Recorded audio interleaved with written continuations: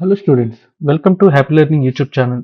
Today మనకి CSAT made ఇది సాధన ప్రోగ్రాంలో భాగంగా టాపిక్ వచ్చేసి రేషియో అండ్ ప్రపోర్షన్.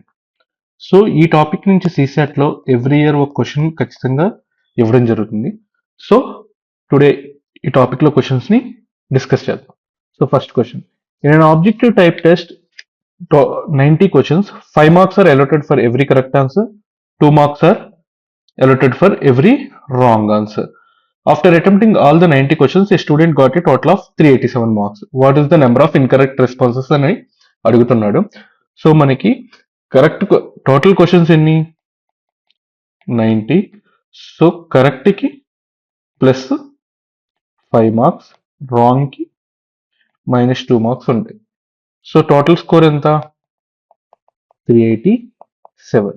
సో మనకి ఇన్కరెక్ట్ క్వశ్చన్స్ ఎన్ని ఫైండ్ అవుట్ చేయమంటున్నాడు. మనకి ఎన్ని క్వశ్చన్స్ తెలియవు కాబట్టి ఇన్కరెక్ట్ మనం ఎక్స్ అనుకుందాం.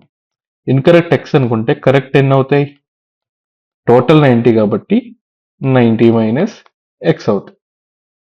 సో అంటే నేను 5 marks 90 minus X correct answers, each question 5 marks, అలాగే రాంగ్ ఆన్సర్స్కి 2 మార్క్స్ డిడక్ట్ చేస్తాడు కాబట్టి మైనస్ రాంగ్ ఆన్సర్స్ ఎన్ని, number of questions X is equal to ఈ టోటలే 387 కదండి మనం అడిగింది. సో దీన్ని 450 minus 5x minus 2x is equal to 387. So దీన్ని ఎలా రాయొచ్చు, 450 minus 7x is equal to 387. So దీన్ని 450 minus 387 is equal to 7x. So x equal to 63/7, 9. So total x equal to 9 కాబట్టి టోటల్ ఇన్కరెక్ట్ క్వశ్చన్స్ ఎన్ని 9 అవుతాయి. Next question ఏంటంటే, there are 3 points P, Q and R on a straight line such that PQ is to QR equal to 3:5. If n is the number of possible values of PQ is to PR, then what is n equal to? So PQ is to పిఆర్కి ఎన్ని possible values అని రాయొచ్చు అని అడుగుతున్నాడు. Suppose ఒక case చూద్దాం. Case 1లో ఒకే straight మీద PQR ఉన్నాయనుకోండి. PQR వాడు మనకి PQ ఈక్వల్ టు ఎంత ఇచ్చాడు 3, QR ఈక్వల్ టు ఎంత ఇచ్చాడు 5. సో మనల్ని అడుగుతుంది ఏంటి, PQ is to PR equal to ఏమవుతుంది అప్పుడు. సో PQ 3, PR అంటే ఈ టోటల్ 3 + 5 8, ఇదొక కేసు అవుతుంది.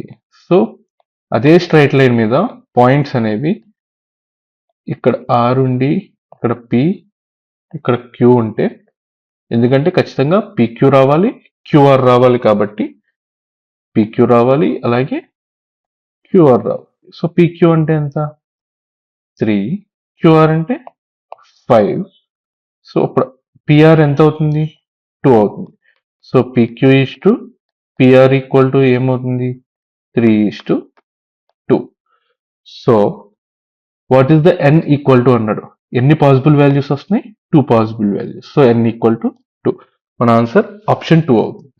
Next, Jay and Vijay spent an equal amount of money to buy some pens and special pencils of the same quality from the same store. If Jay bought 3 pens and 5 pencils and Vijay bought 2 pens and 7 pencils, then which one of the following is correct అని అడిగాడు. So suppose నేను పెన్స్ని X amount అనుకుంటే, పెన్సిల్స్ని why amount అనుకుంటే, జై ఎంత purchase చేశాడండి, జై bat 3 pens and 5 pencils అంటే 3 pens 3x, 5 pencils 5. అలాగే Vijay 2 pens 2x plus 7 pencils 7. Question ఏమన్నాడు, Jay and Vijay spent an equal amount of money అన్నాడు. అంటే దాని meaning 3x plus 5y is equal to 2x plus 7y కదండి అవుతుంది. సో వైలన్నీ LHS అండ్ RHS షఫిల్ చేస్తే వైలన్నీ ఒకవైపు, 7y minus 5y 2y, 3x minus 2x x. So x equal to 2y. So దాని మీనింగ్ ఏంటి, the price of pen is 2 times of the pencils. Option C, the price of pen is 2 times of the pencil. Option C మన answer అవుతుంది. Next, fourth question చూసినట్లయితే the monthly income of Peter and Paul are in the ratio of 4:3 అని ఇచ్చాడు. Income 4:3 and their expenses are in the ratio of 3:t. Expenses suppose దీన్ని 4x 3x అనుకుంటే వాడి expenses 3x 2x అనుకుంటే so income లోంచి expenses minus చేస్తే వచ్చేది savings x. ఇక్కడ కూడా x:x 1:1 ratio. So each saves అంటే one part each saves same amount save చేస్తున్నారు, 6,000 సేవ్ చేస్తున్నారు. అయితే వాళ్ళు మంత్లీ ఇన్కమ్స్ ఎంత అని అడుగుతున్నారు. వన్ పార్ట్ 6,000 అయితే ఇన్కమ్ 4 పార్ట్స్, 4 into 6,000 24,000. అలాగే 24,000 ఒకే ఆప్షన్ ఉంది మనం. అలాగే 6 into 3 times of 6,000 పాల్ది పీటర్. సో పాల్ ఇన్కమ్ ఏమవుతుంది 3 into 6,000 18,000. సో మన answer option A. So next question చూసినట్లయితే 2024 CSET లో అడిగిన క్వశ్చన్ అండి ఇది. A question is given followed by the two statements 1 and 2.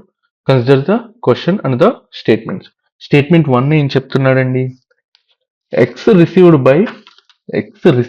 4/5 of what y and z together received. అంటే దాని meaning x received 4/5 of whatever y plus z together received. దీన్ని మనం ఎలా రాయొచ్చు, x ratio of y plus z is equal to 4/5 or 4:5. అలాగే next statement ఏమంటున్నాడు, y received 2/7 of x and z. So y received x plus z equal to 2/7 అని రాయొచ్చు కదండి. So దీన్ని బట్టి మనకి x equal to 4 అని తెలుస్తుంది, y equal to 2 అని తెలుస్తుంది.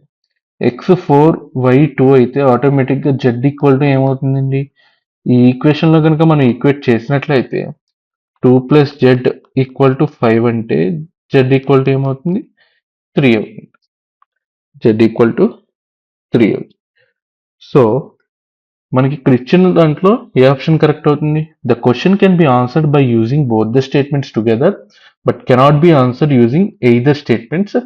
ఎలా, సో ఆప్షన్ సి అనేది మన ఆన్సర్ అవుతుంది. So next today's practice question చూసినట్లయితే a lift has the capacity of 18 adults or 30 children. How many children can board the lift with 12 adults అని ఇచ్చాడు. సో మీకు మా ఎక్స్ప్లెనేషన్ నచ్చినట్లయితే please like, share and subscribe. Thank you.